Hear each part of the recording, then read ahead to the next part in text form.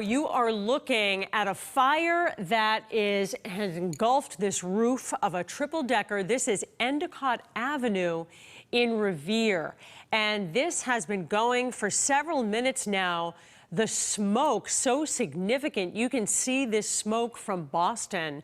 But as we've been watching just over the last few minutes, these flames have completely taken over this rooftop. At first, we were seeing black smoke. Now, as you see, fully engulfed in flames. Crews are there responding on the scene, spraying from positions outside. Here's that shot I was describing to you from Boston, where you can see the significance of this three-alarm fire. And right now, as we go back to looking at the front of the building, look there on the left, the fire has now spread to that house that is directly there on the left. It looks as though embers have gone to that roof. We're seeing smoke there now.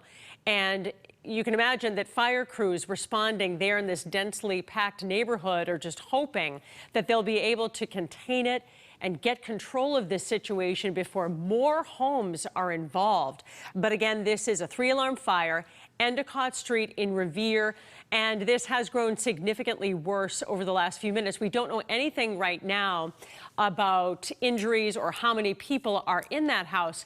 But I want to bring Jacob Wyckoff in here because, Jacob, you know, as we watch these firefighters at work doing their best to contain this, you got to think wind is the #1 concern right now. And what are the conditions in the Revere area as we speak? So the latest observations from Boston Logan, our closest observing site, we had anywhere from 10 to 20 mile per hour winds sustained, and obviously wind the biggest factor. But I will also add that since we have been just so bone dry over the last 10 to 12 days, that certainly does not help the situation. And with our humidity values as low as they are, it's sort of the prime conditions that we unfortunately look for when it comes to those elevated fire risks. Yeah, these drought conditions we've been talking about over the last couple of weeks, and this is the kind of episode that you're really worried about, right? Yeah, and you can actually see in the picture there on your right-hand side of your screen how the wind is just absolutely blowing, right? And so that would be a very telltale sign that wind is a factor in this potentially spreading to some neighboring houses. Paula, as you mentioned, some of those embers potentially going to some neighbors. Right. You can see this house on the left there, the dark brown house, and I just saw a firefighter coming around the side yard of that building as well. As we look, obviously, they appear to have cleared the scene. No one on these porches. We haven't seen anyone in any of the windows, so hopefully everyone has been evacuated from this 3-story building. But as we continue to watch fire crews from Revere work, we have a crew on the way to the scene. We'll be gathering more information, of course, but this really has spread. And as you say, Jacob, you know, 10 to 20 mile per hour winds, that is really going to cause these flames to spread fast and really just aggravate the whole situation. Yeah, of course, the perfect firefighting conditions would be some rain, some less wind, but that's not what we're seeing right now. That house on the left-hand side, the brownish color house, seems to maybe have its roof on fire too. And so it just makes for tough firefighting conditions for the folks there on the ladders, on the ground. They're battling these flames, as you can really see that coming out of the rooftops there.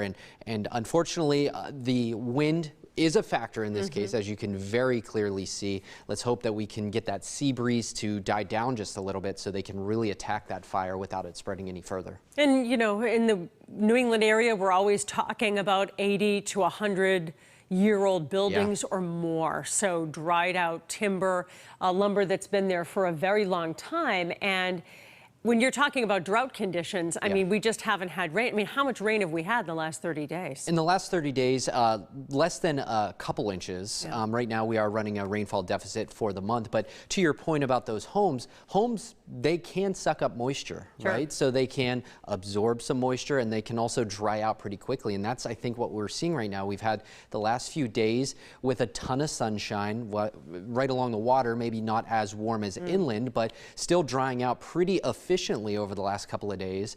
And when you have that, you do have a recipe for just unfortunately, these fires to spread. This shot right here, you can really appreciate the bravery of these firefighters. Look at that, at the Looking top right into of the that fire. ladder truck. Yeah, looking right into the fire. But also, you don't really appreciate until you're looking up close at this level, Jacob. The wind isn't just spreading the smoke and the flames, but the water as well. Yeah, and so that makes for a tougher attack too, when you can't really direct the hose or the fire, the water where you want it to because of that wind. So it definitely makes for a tougher time too. And even our chopper, you know, you could see it kind of bouncing around a little bit as it's floating above the scene. This is not what you want to see when you have the dark smoke. So that's a healthy fire, if you will.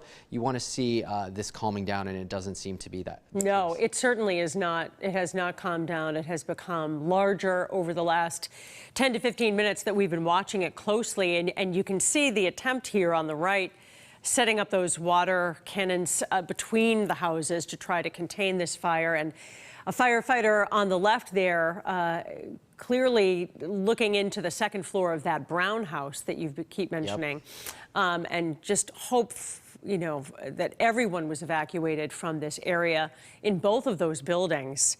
But this appears to really be a battle at this point against wind and the conditions for firefighters just to try to keep these flames from spreading to the building. We're trying to get some ground shots for you, and you can see the water the firefighters working to contain this. And what a frustrating job when you're kind of battling both fire and wind. Yeah, and I will add too that it looks like these homes are somewhat tightly packed, so it also makes for the truck, the ladder truck, to have to reach out a little bit further in order to reach. You see how extended that ladder is.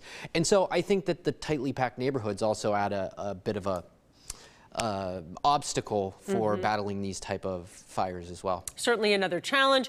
And the next thing we're really going to worry about here is collapse, because this is significant. And you know, when a fire starts on a roof like this, and those structures and those beams start to concave and collapse from within, which will probably happen at some point between the fire and the weight of the additional water, you've got to think they want people to stay away and have a wide perimeter around these two homes to keep people back. Of course, and Paula, we had been talking about it, the direction of the wind. You can see the direction that the smoke is blowing. So that home there on the right-hand side, I think, is definitely going to be watched very closely. Wouldn't surprise me if they're already starting to preemptively spray it to try to keep any embers from blowing onto the roof or onto the siding.